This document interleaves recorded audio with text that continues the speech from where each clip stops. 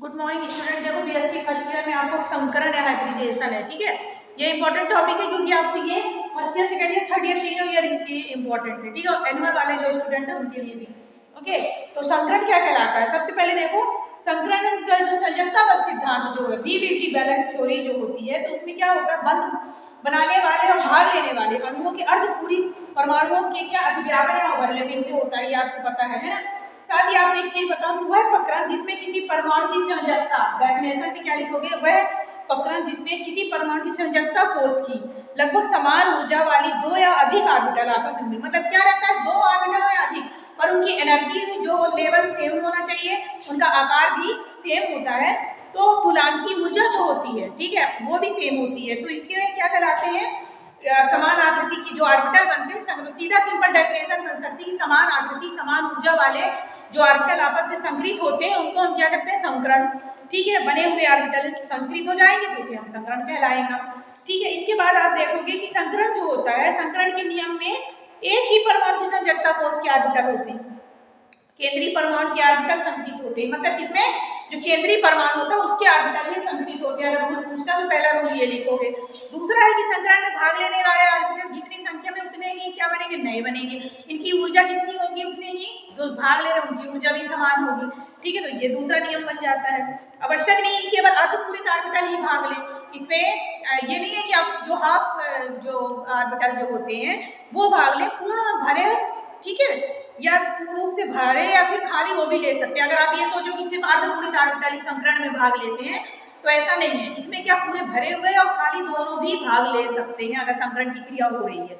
संकरण में केवल ऑर्बिटल भाग लेते हैं, ना कि इलेक्ट्रॉन। ये भी आपको जानना जरूरी है कि अगर आप सोचो कि इलेक्ट्रॉन भाग ले रहा है तो संकरण की क्रिया जब होती है तो उसमें इलेक्ट्रॉन कोई भी रोल प्ले नहीं करता, ओनली जो ऑर्बिटल जो होते हैं, कक्षक जो होते हैं वही भाग लेते हैं, ठीक है। संकरण में भाग लेने वाले पहले इलेक्ट्रॉन प्रोन्नत होना आवश्यक नहीं, यदि आवश्यक है तो इलेक्ट्रॉन प्रोन्नत हो जाएगा स्वयं ही, ठीक है।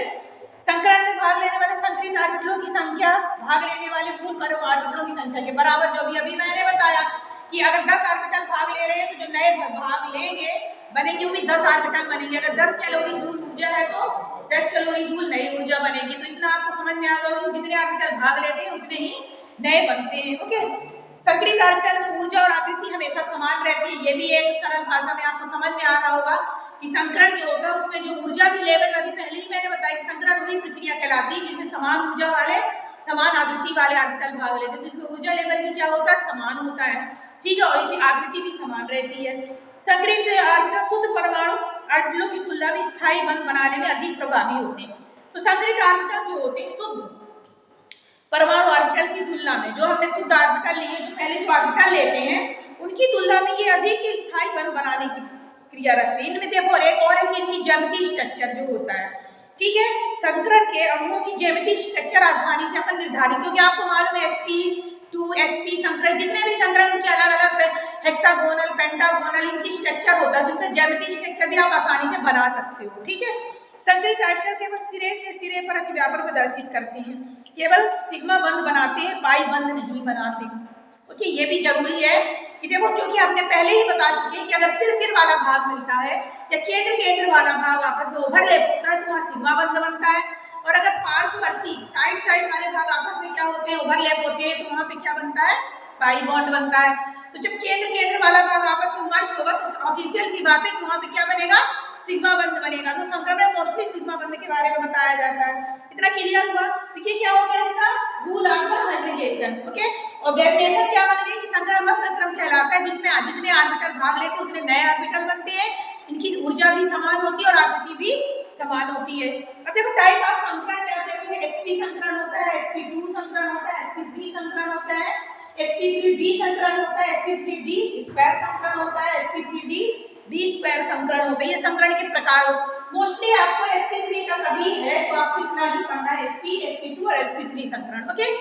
अब sp से आपको सीधा समझ में आ रहा होगा कि s का मतलब एक गोलाकार, and p का मतलब एक डंबल शेप, क्योंकि आपको शेप पहले ही बता चुकी हूं मैं कि p जो होता है डंबल शेप का होता है और s क्या होता है, गोलाकार होता है, ओके। तो इतना क्लियर हो गया।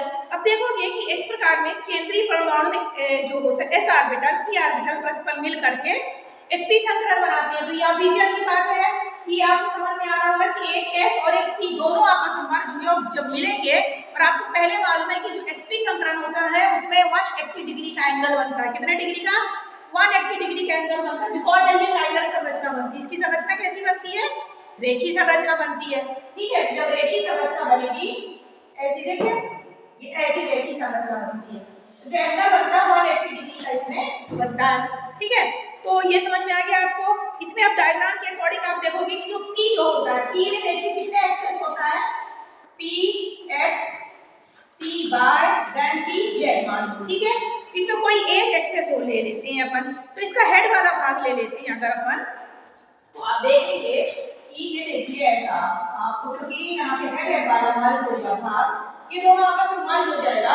जब मर्ज हो जाएगा तो ऐसा बनेगा, देखिए ये देखिए ये, और ये लाइनर संरचना बन गई और यहाँ पे 180 डिग्री का क्या बन गया, एंगल बन गया।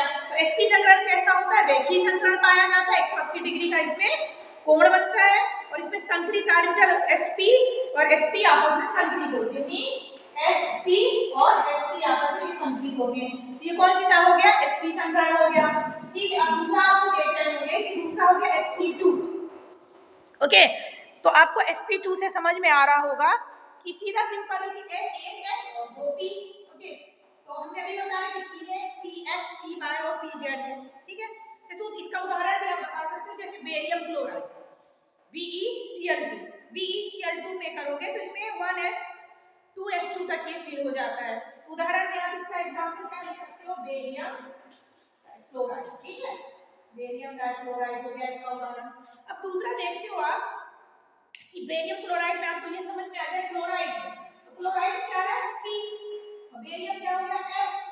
ओके, तो देखो chloride then barium then chloride. Okay, ये दोनों ही कैसा एंगल है, संरचना बन गई ना, ये आपको 180 डिग्री का एंगल मिल गया।